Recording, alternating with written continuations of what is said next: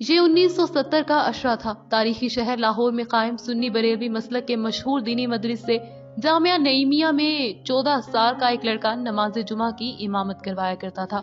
ऐन मुमकिन है कि नमाजी ये सोचते होंगे कि एक दिन ये लड़का इस मदरसे से बड़ा आलमे दीन बनकर निकलेगा, लेकिन ये शायद किसी के वहमो गुमान में ना होगा कि नो उम्री के बांकेपन में ये सीधा सादा लड़का एक ऐसी दुनिया के फलक पर सितारा बनकर नमूदार होगा जिससे वो अभी तक गैर मजहबी या हराम तस्वुर करता रहा।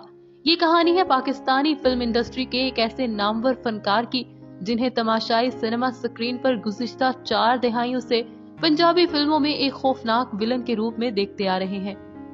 मौसम सरमा की एक शब कराची प्रेस क्लब में गर्म चाय की एक प्याली के दौरान होने वाली गुफ्तगू में शफकत चीमा ने अपनी निजी और फनकाराना जिंदगी की कहानी सुनाना शुरू की।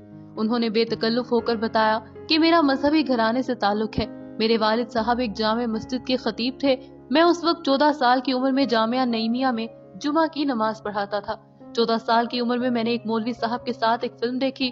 उस फिल्म का नाम मुखड़ा। उस फिल्म ने सादा लुह लेकिन खूबरू लड़के की जिंदगी में ऐसा असर डाला कि वो लड़कपन के बांकेपन में मस्जिद छोड़कर स्टूडियो जा घुसा। वो गाना लड़कपन में बस असर कर गया और मैंने मदरसा छोड़ दिया और लोगों से पूछना शुरू कर दिया कि यार ये कैसे लोग हैं जो एक्टर होते हैं, फनकार होते हैं। आखिर इश्क परवान चढ़ गया। मैंने वो रास्ता इख्तियार कर लिया। शफकत चीमा कहते हैं कि सन 1989 से लेकर आज तक मैं बतौर विलन ही काम कर रहा हूँ। फिर एक ऐसा वक्त भी आया जब मैंने 34 फिल्मों में एक साथ काम किया, क्योंकि डायरेक्टरों ने कहा कि कोई दूसरा शफकत चीमा अभी आया ही नहीं।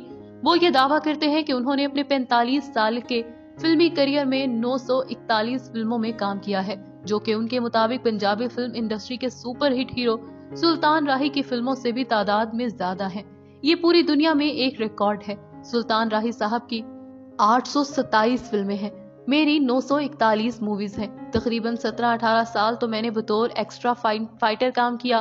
ताहम शफकत चीमा कहते हैं कि अदाकार बनने के फैसले से उनके वालिदैन नाखुश थे और वो उन्हें दीन की तबलीग की तरफ लाना चाहते थे, और जब शफकत ने उनकी बात ना मानी तो वो कहते हैं कि बस ये समझ लीजिए कि लड़कपन में बाप की दी हुई बद्दुआ है कि तुम एक्टर बन जाओ।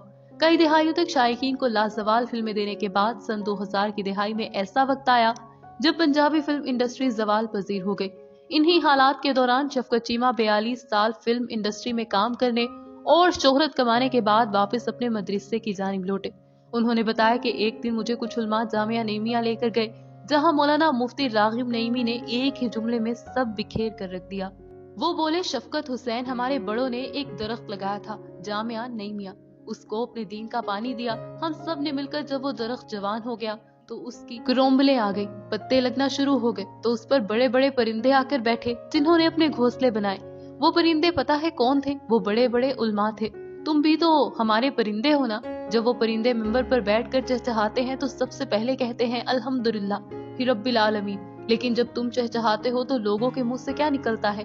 ये एक एक्टर है, एक्ट करता है। उलमा की जिंदगी बका है, तुम्हारी जिंदगी फना है। यार आ जाओ बका की तरफ। ये वही अल्फाज थे जो लड़कपन में मेरे वालिद ने कहे थे। शफकत चीमा कहते हैं कि उसी लम्हे उन्होंने ये फैसला किया कि वो बका और फना को अलग अलग रखने की बजाय उन पर एक साथ सफर पर निकलेंगे। शफकत चीमा ने बताया कि अब वो बाकायदगी से मौलाना बिलाल हुसैन जैदी से दर्स निजामी का दर्स लेते हैं।